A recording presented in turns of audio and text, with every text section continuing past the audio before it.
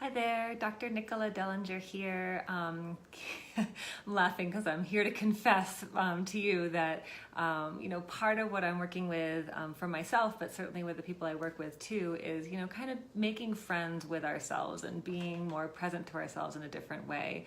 And that often comes with letting go of our inner critic and being more attuned to what's going on. And so I was talking with a colleague of mine, Dr. Ginger Nash, yesterday, and we were having a great conversation around when we get stuck into self-doubt and or better known as the perfectionist comes in and takes over, and what can happen to our system when that drive to have things be a certain way or to look a certain way or for you to show up a certain way kind of drives that need to control, and then we kind of act out of that place.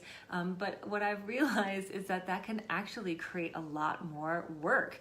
And the example that I gave, here's my true confession, is that at the end of the last school year, my son is in second grade, or was in second grade, he's in third now. I had an opinion around which teacher would be best suited for him coming into third grade. And so I mentioned it to the school, and kind of ideally this would be the person that he gets.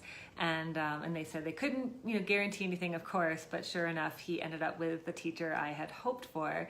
And then this year starts, and it turns out that most of his buddies are in the other class, and everybody's raving about what a fun classroom it is.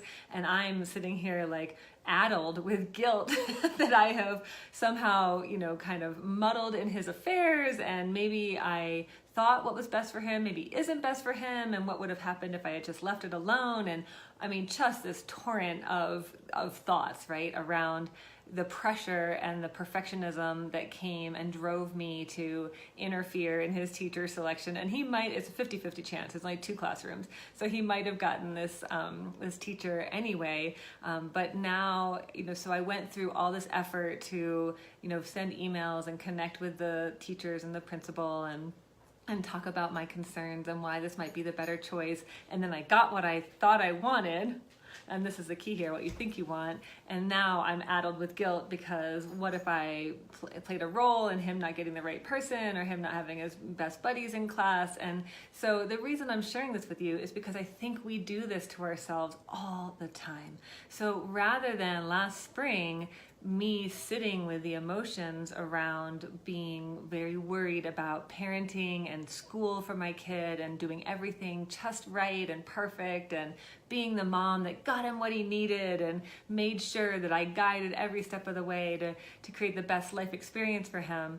So that was the pressure that drove me, but what was underneath that was the fear that I'm not going to be a good enough mom, or that I wouldn't look out for him in the way that I should have, or that I didn't say anything and then he gets the bad teacher, which there really isn't in this situation, the teacher I didn't want, and then he has a bad year and doesn't learn to read, and it just snowballs so quickly.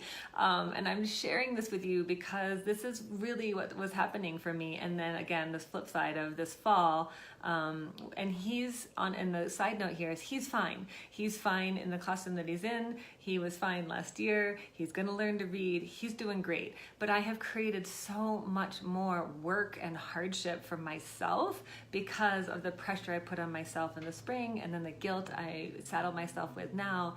And the reason I'm sharing this with you is because I've actually, rather than respond and be like, okay, well, maybe he shouldn't have had this teacher, maybe he should have the other teacher, is to slow down, take a deep breath, and really meet me where I'm at. And with this decision, or with this interfering with a decision, and just all the shame and guilt and doubt that comes up with that. And I'm just able to meet her and, okay, honey, yeah, I hear you.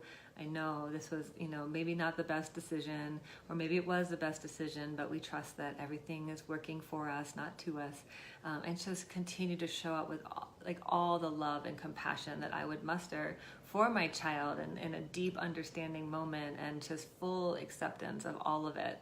And that's how I'm showing up for myself. And this is part of the process of becoming your own best friend. And really, kind of the same way if you're actual best friend were to call you up and say that he or she was worrying about something, how you would show up with infinite understanding and patience and compassion and maybe a big hug or whatever.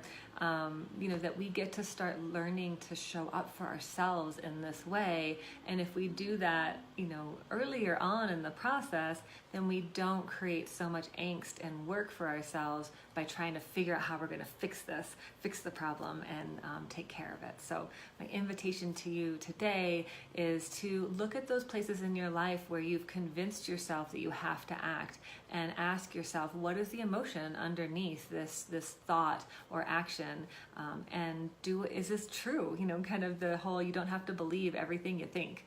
So really kind of stop and ask yourself, if I were to take a few deep breaths and show up more fully for the emotions that's underneath this, what would I find here? And would I really be called to action? Or am I called to action because I think that if I control or manipulate the situation in a certain way, I'll get a better outcome? So if you're interested in this and you want to learn more, please join me in my online program that starts beginning of October.